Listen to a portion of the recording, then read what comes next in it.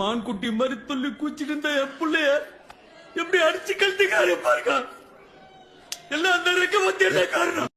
இப்படி ஆரம்பிச்சது தான் நண்பர்களே இந்த டே. எப்பயும் போல் ஒரு 8 மணி போல் எழுந்திரிச்சு ப்ரெட்டை முட்டையில் போட்டு அப்படி ஒரு பெரட்டு இப்படி ஒரு பெரட்டு அப்படின்னு சொல்லி பெரட்டி ப்ரெட் ஆம்லெட் போட்டு சாப்பிட்டு ஜிம்மு கிளம்பியாச்சு. போனதுக்கப்புறம் இன்றைக்கி அருமையான ஒரு லெக் டே. ஒர்க் அவுட் எல்லாத்தையுமே போன வீடியோலேயே சொல்லியாச்சு. பார்க்காதவங்க செக் பண்ணி பார்த்துக்குங்க. வேணால் இந்த வீடியோ கீழே டிஸ்கிரிப்ஷனில் கொடுக்குறேன் லிங்க்கு. ஒர்க் அவுட் முடிச்சுட்டு அப்படியே கீழே வந்தால் படிக்கட்டு ஏறுறது ரொம்ப சிரமமாக இருக்குது.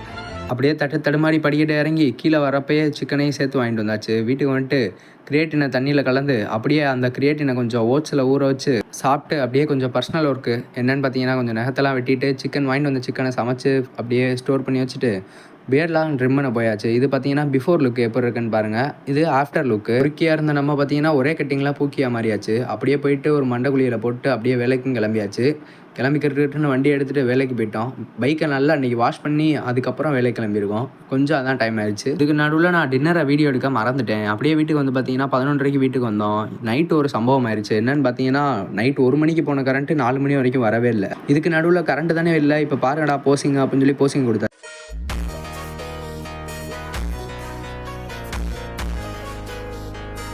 இத்துடன் இந்த வீடியோ முடிவடைகிறது. நாளைக்கு பார்க்கலாம். நன்றி.